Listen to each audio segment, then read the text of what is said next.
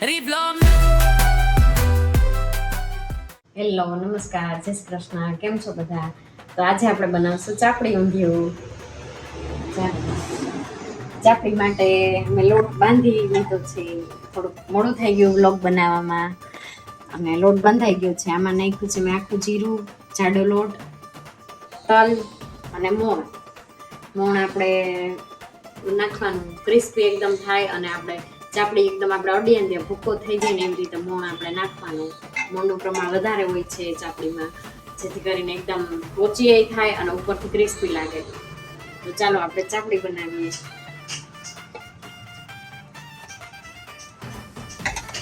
લોટ આપણે ભાખરીનો બાંધીએ ને એવી રીતે જ બાંધી લેવાનો, પણ ભાખરી કરતા મોણ વધારે હોય આમાં.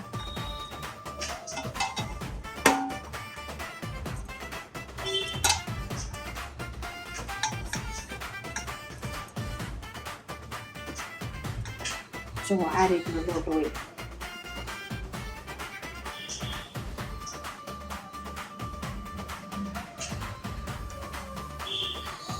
ચાપડી કરવા માટે આપણે તેલે મૂકી દીધું છે. હું તો હાથથી જ વાળું છું.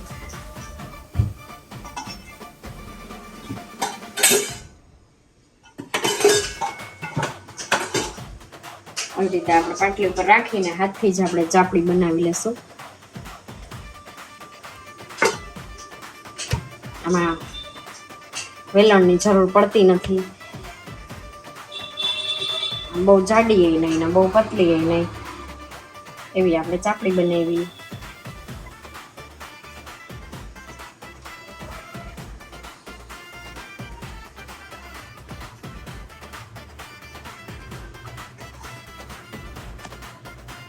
તેલ આવી ગયું છે, આપણે ચાપડી નાખી દઈએ આમાં.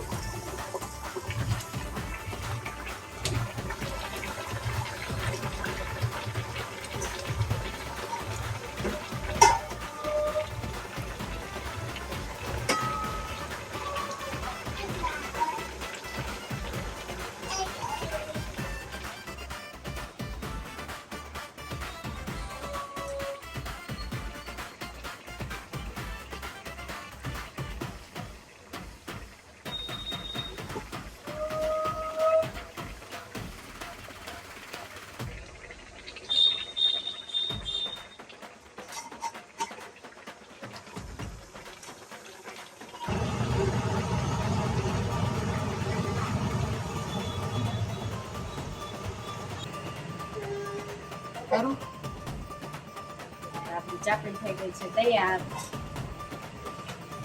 આપણે કાઢી લઈએ. બ્રાઉન કલર જેવી થવા દેવાની, બહુ લાલ થવા દઈશું તો એનો સ્વાદ કડસો થઈ જાય થોડો.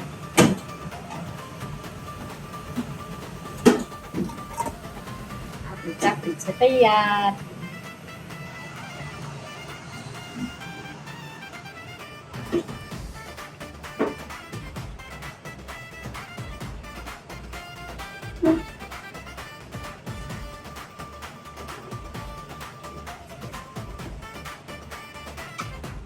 આમ કરીએ ને એટલે ઉડે.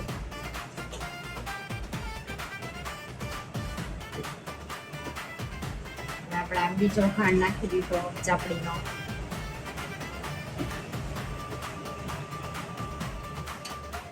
બહુ ફાસ્ટ ગેસથી નહીં આપણે ચાપડીને તળવાની, મીડિયમ ફ્લેમથી તળવાની, જેથી કરીને અંદરથી પાકી જાય. બાકી જો ફાસ્ટ ગેસથી આપણે પાકવા દઈએ તો અંદરથી કાચી રહી જાય છે ચાપડી.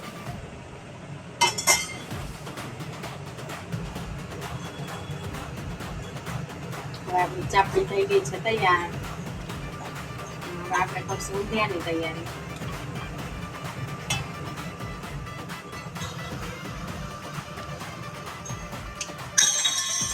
હવે આપણે ઊંધિયામાં નાખવા માટે ચણાના લોટની ગોળી બનાવશું.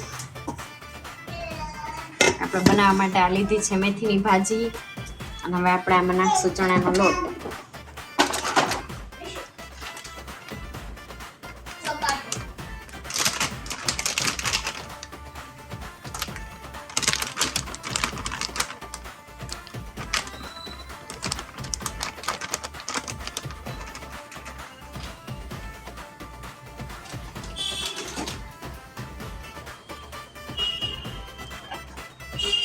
હવે આમાં આપણે નાખશું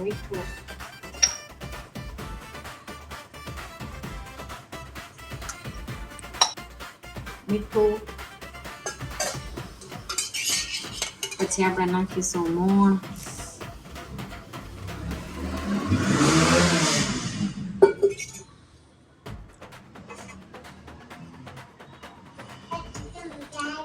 ત્યાર પછી હિંગ, ધાણા જીરું, લાલ મરચું,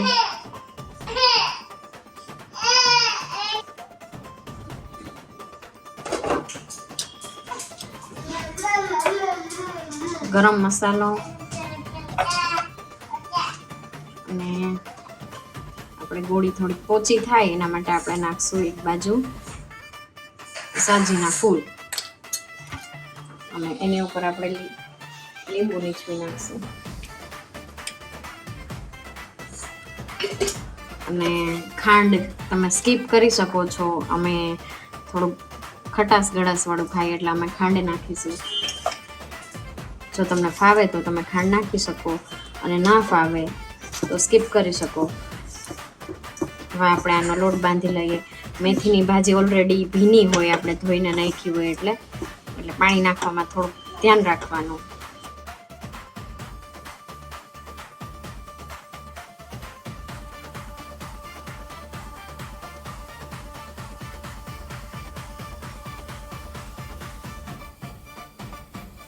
થોડી વાળી લઈએ, તમને જેવડી સાઈઝ ગમે.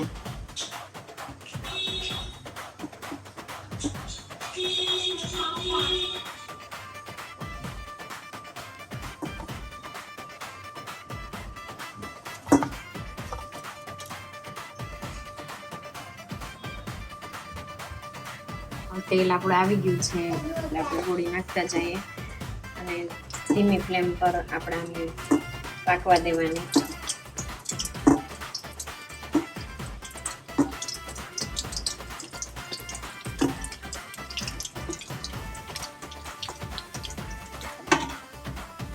હવે આપણી ગોળી તૈયાર છે તો આને આપણે કાઢી લઈએ.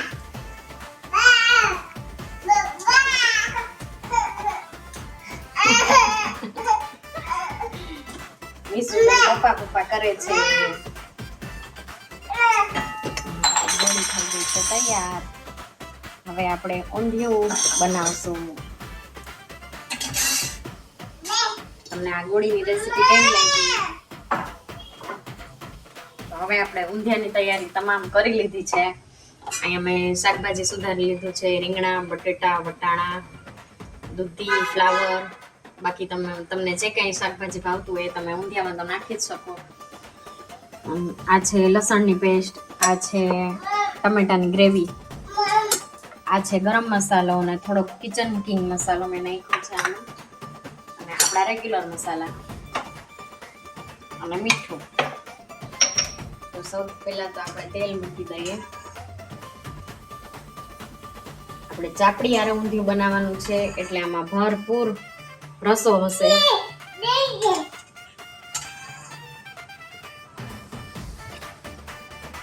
આપણે શાકભાજીના પ્રમાણમાં તેલ મૂકી દીધું છે.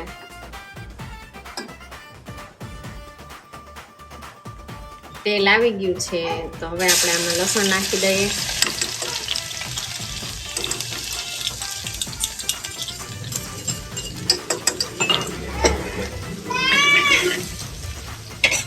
લસણ એ લાલ થઈ ગયું. હવે આપણે શાકભાજી બધી નાખી દઈએ.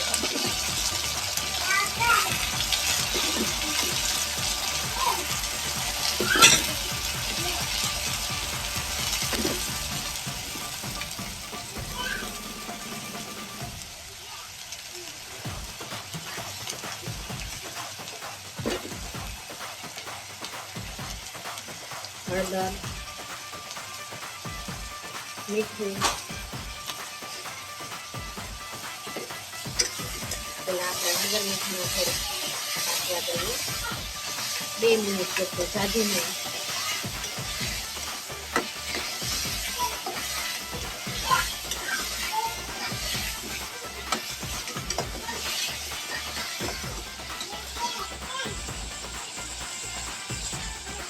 હવે આપણે આમાં નાખીએ ટમેટાની ગ્રેવી.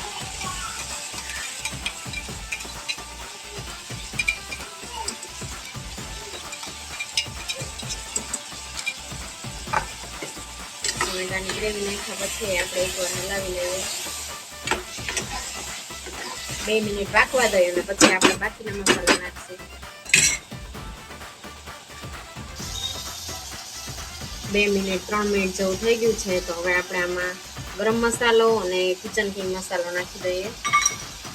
આપણને જેટલું તીખું ખાવતું હોય એટલું લાલ મરચું અને થોડુંક હું નાખીશ આમાં કાશ્મીરી મરચું. અને હવે ધાણા જીરું.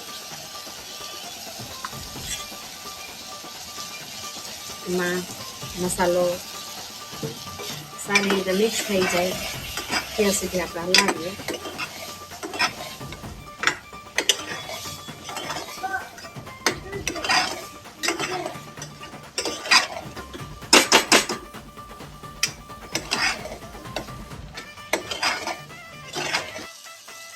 હવે આપણો મસાલો એકદમ પાકી ગયો છે શાકભાજી સાથે. હવે આપણે પાણી નાખી દઈએ.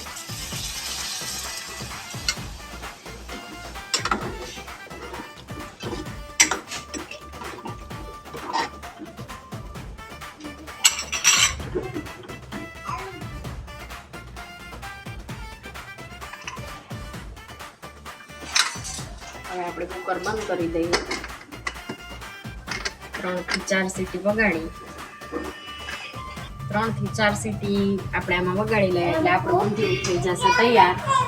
અને જ્યારે શાક બની જાય પછી આપણે ઉપરથી ગોળી નાખીએ અને 2 કે 3 મિનિટ પૂરતી આપણે એ જે ગોળી બનાવી છે એને આપણે પાકવા દેશું અને પછી આપણું ચાપડી ઊંધિયું થઈ જશે તૈયાર. હવે આપણું શાક થઈ ગયું છે તૈયાર અને આપણે કુકર ખોલી અને જોઈ લઈએ.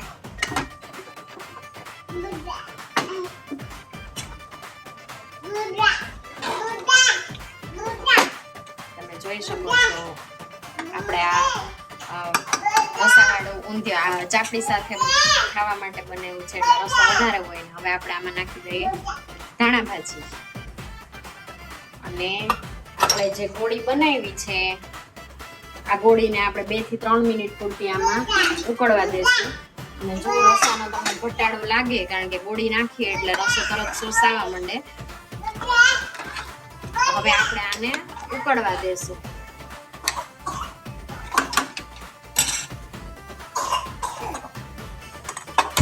બે થી 3 મિનિટ પૂરતું આપણે આ ઊંધિયુંને પાકવા દેશું જેથી આ ગોળી છે એકદમ સોફ્ટ થઈ જશે. અને તમને આમાં પાણી ઓછું લાગે કે રસો ઓછો લાગે તો આપણે પાણી સાઈડમાં ગરમ મૂકી અને નાખી દેવાનું જેથી રસો એટલો બધો સોસાય નહીં.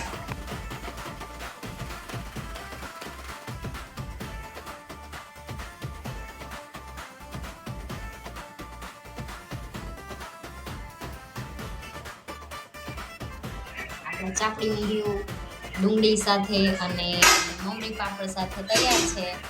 તો તમને આ રેસીપી કેવી લાગી, તમને ચાપડી ઊંધિયું આવે છે કે નહીં એ અમને કોમેન્ટ બોક્સમાં જણાવજો અને અમારી રેસીપી જરૂરથી ટ્રાય કરજો. આપણી રાજકોટની સ્પેશિયલ આઈટમ છે આ ચાપડી ઊંધિયું. તો ચાલો ચાપડી ઊંધિયું ખાવા.